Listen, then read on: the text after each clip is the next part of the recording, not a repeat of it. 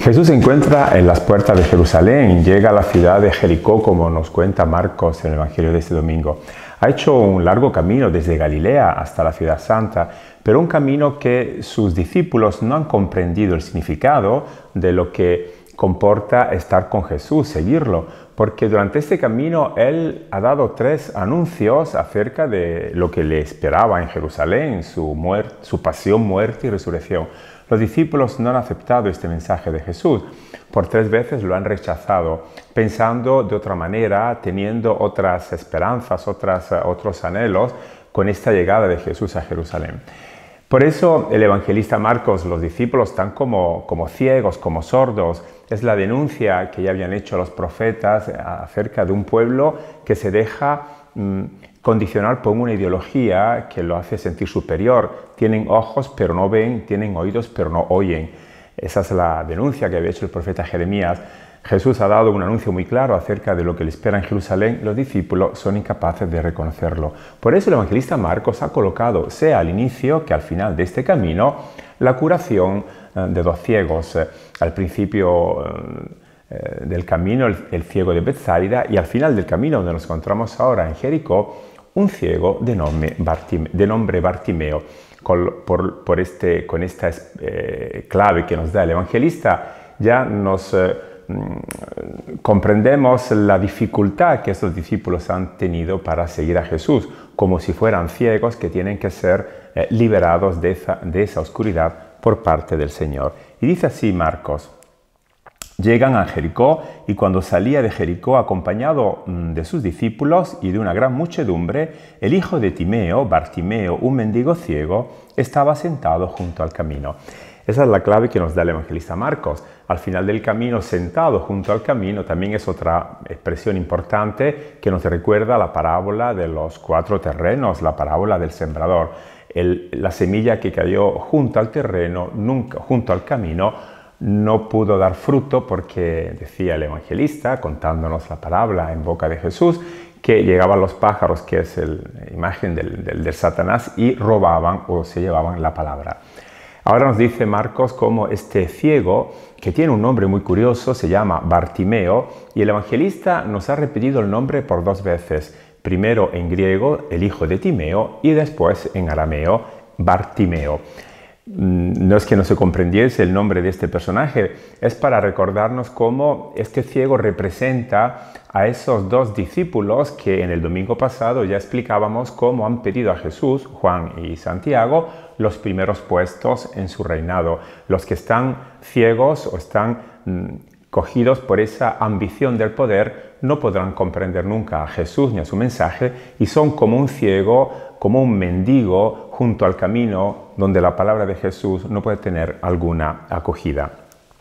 Jericó, entre otras cosas, fue la primera ciudad que conquistó Josué, llegando desde el desierto antes de entrar en la tierra prometida. Ahora va a ser el contrario. Jesús va a liberar a este hombre haciéndolo salir. Ese será el éxodo que Jesús propone de una institución que fomenta esos delirios de grandeza, esas imágenes y esas actitudes de poder y de superioridad.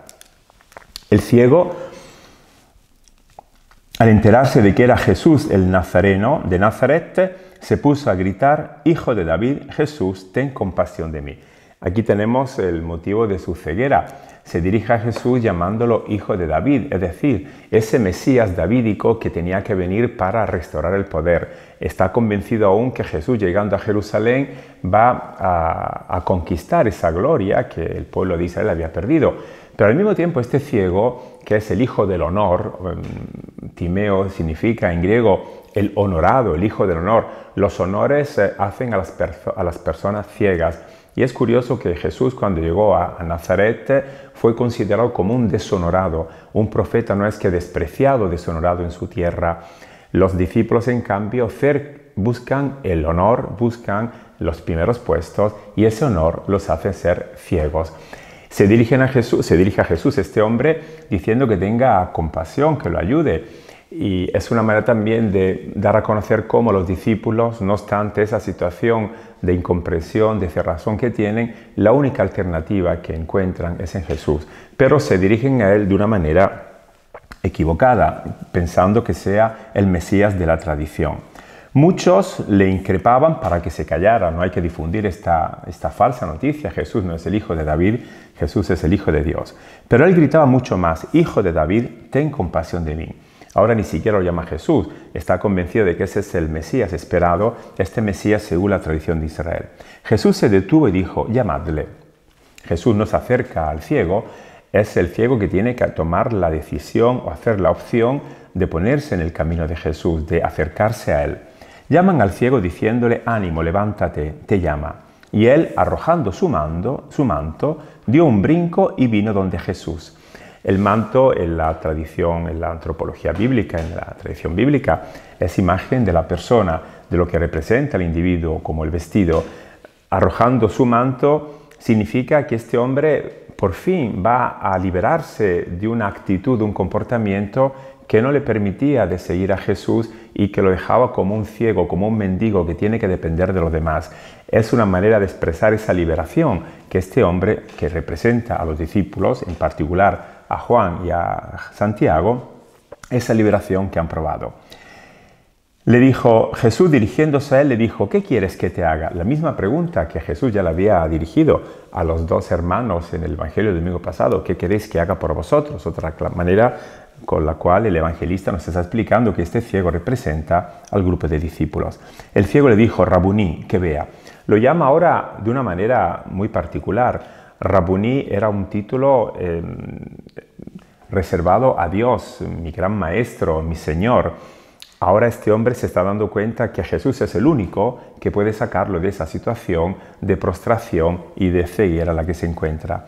Jesús le dijo: vete, tu fe te ha salvado. Y al instante recobró la vista y lo seguía por el camino. Solo ahora los discípulos, dice Marcos, cuando este ciego que representa a todo el grupo ha abierto los ojos, ha recuperado la vista. No es que fuera ciego de nacimiento, es que su ambición le impedía comprender la novedad del mensaje de Jesús.